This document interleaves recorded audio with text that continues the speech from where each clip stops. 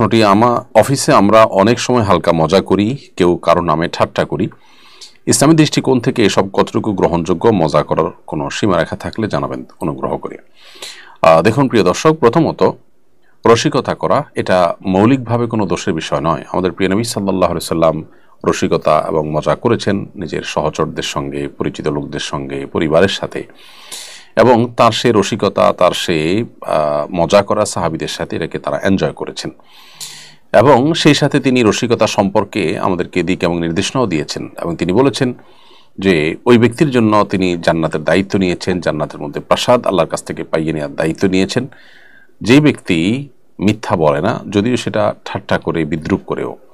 তার মানে হলো যে আমরা কোনো কারোর সাথে রসিকতা করে এমন কথা বলবো না যেটা আসলে অসত্য, মিথ্যা কথা, রাহা মিথ্যা কথা, এটা রসিকতা করে মজার ছলে বলাও জায়েজ নয়। অতএব আমরা নিজেদের আলোয়, নিজেদের পরিবেশে, আঙিনায় যখন আমরা রসিকতা করব, এই মূলনীতিটা মাথায় রাখতে হবে। দ্বিতীয়ত, আপনি বলেছেন যে অনেক সময় কারোর নামে ঠাট্টা করেন। এখানে ঠাট্টা বলতে যদি জাস্ট রসিকতাই হয় এবং যাকে ঠাট্টা করছেন তিনিও এটাকে এনজয় করছেন, এরকম হয়, তাহলে ঠিক আছে।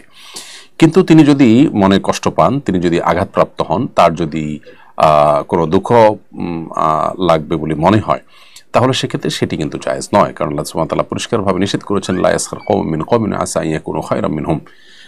কেউ যেন কাউকে নিয়ে বিদ্রুপ না করে, ঠাট্টা না করে, এটা নিষেধ।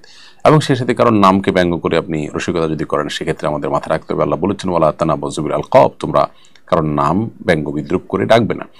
তো এই বিষয়গুলো আমাদেরকে মাথায় রাখতে হবে। এছাড়া আপনি যদি কাউকে নাম ধরে ডাকেন, নামকে একটু এদিক সেদিক করে বলেন, এটাকে তিনিও এনজয় করছেন, এটা জাস্ট রসিকতার ছলে, এবং তিনিও সেভাবেই নিচ্ছেন তাকে তাচ্ছিল্য করবার জন্য, অথবা তিনি মনে কষ্ট পাবেন সেরকমভাবে আপনি যদি না বলে থাকেন, তাহলে ইনশাআল্লাহ এগুলো জায়েজ রয়েছে। অতএব সেই জিনিসটা আমাদেরকে মাথায় রাখতে হবে। তাছাড়া কারোর পেছনে মিথ্যা, গীবত, সম্মানহানিকর কোনো কিছু যেন না থাকে, সেগুলোকে বিশেষভাবে খেয়াল রাখতে হবে।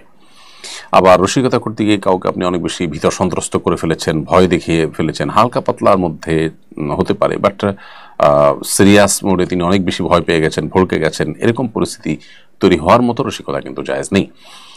সাহাবীদের কেউ কেউ এরকম করলে নবী সাল্লাল্লাহু আলাইহি ওয়াসাল্লাম সেটাকে সতর্ক করেছেন। এর ফলে একজন দুর্বল হার্টের রোগী অসুস্থ হয়ে পড়তে পারেন, দুর্ঘটনা ঘটতে পারে। সবচেয়ে বড় কথা হলো যে কাউকে ভয় দেখানো এটা মৌলিকভাবে জায়েজ নয়। অতএব এই মূলনীতিগুলো মাথায় রেখে আমরা রসিকতা করতে পারি।